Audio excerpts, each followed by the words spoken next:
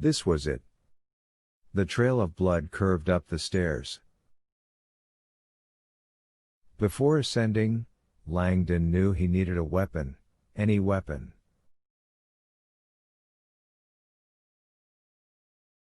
He found a 4-foot section of iron bar near one of the cells. It had a sharp, splintered end. Although absurdly heavy, it was the best he could do.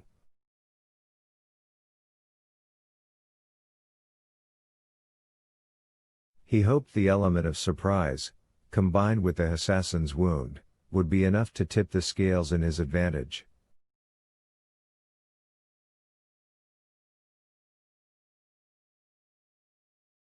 Most of all, though, he hoped he was not too late.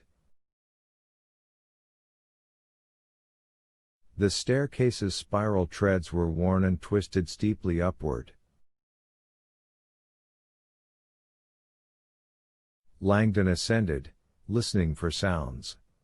None. As he climbed, the light from the prison area faded away. He ascended into the total darkness, keeping one hand on the wall. Higher.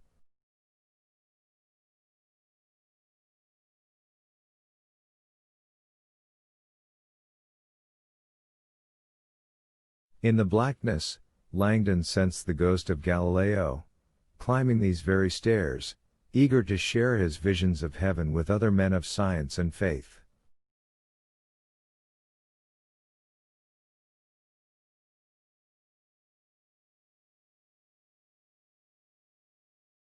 Langdon was still in a state of shock over the location of the lair. The Illuminati meeting hall was in a building owned by the Vatican. No doubt while the Vatican guards were out searching basements and homes of well-known scientists, the Illuminati were meeting here. Right under the Vatican's nose.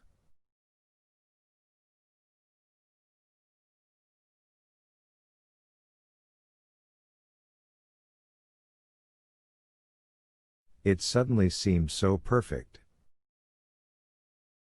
Bernini, as head architect of renovations here, would have had unlimited access to this structure, remodeling it to his own specifications with no questions asked.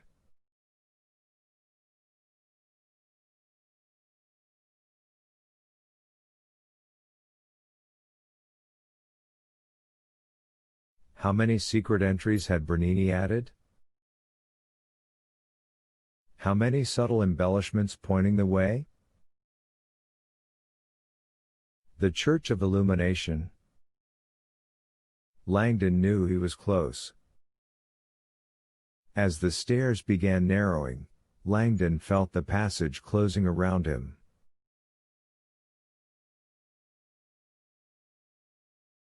The shadows of history were whispering in the dark, but he moved on.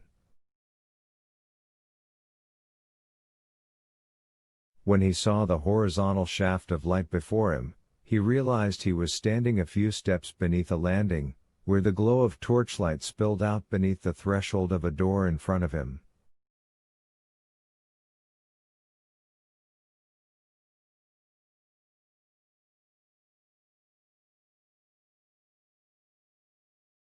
Silently he moved up. Langdon had no idea where in the castle he was right now, but he knew he had climbed far enough to be near the peak.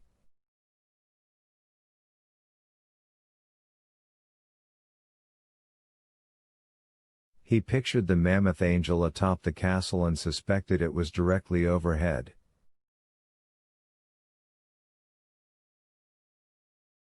Watch over me, angel, he thought, gripping the bar.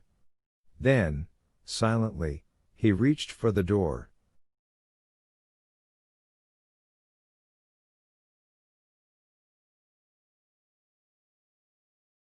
On the divan, Vittoria's arms ached. When she had first awoken to find them tied behind her back, She'd thought she might be able to relax and work her hands free.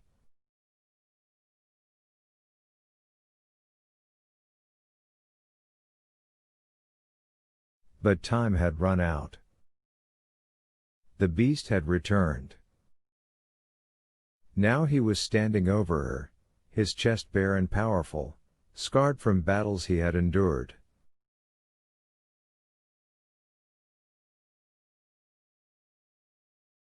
His eyes looked like two black slits as he stared down at her body. Victoria sensed he was imagining the deeds he was about to perform. Slowly, as if to taunt her, the assassin removed his soaking belt and dropped it on the floor.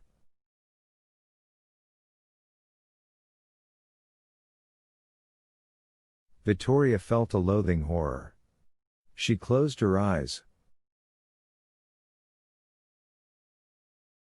When she opened them again, the assassin had produced a switchblade knife.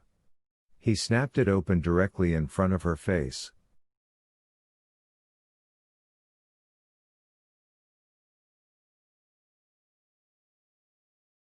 Victoria saw her own terrified reflection in the steel. The assassin turned the blade over and ran the back of it across her belly. The icy metal gave her chills.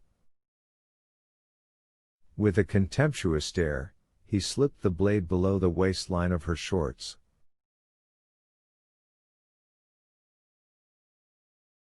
She inhaled. He moved back and forth, slowly, dangerously. Lower.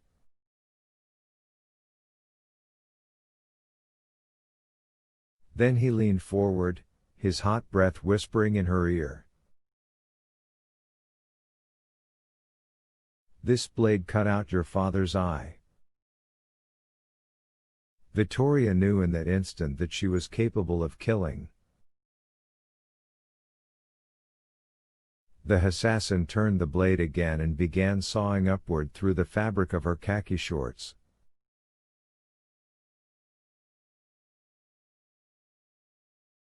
Suddenly, he stopped, looking up.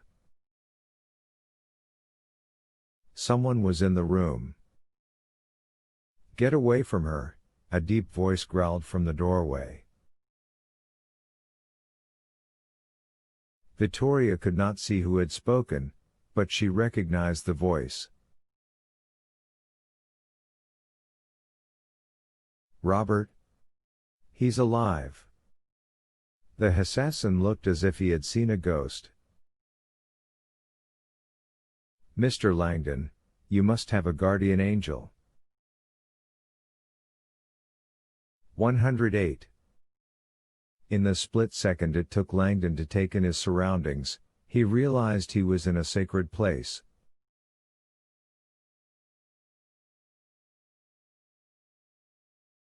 The embellishments in the oblong room, though old and faded, were replete with familiar symbology.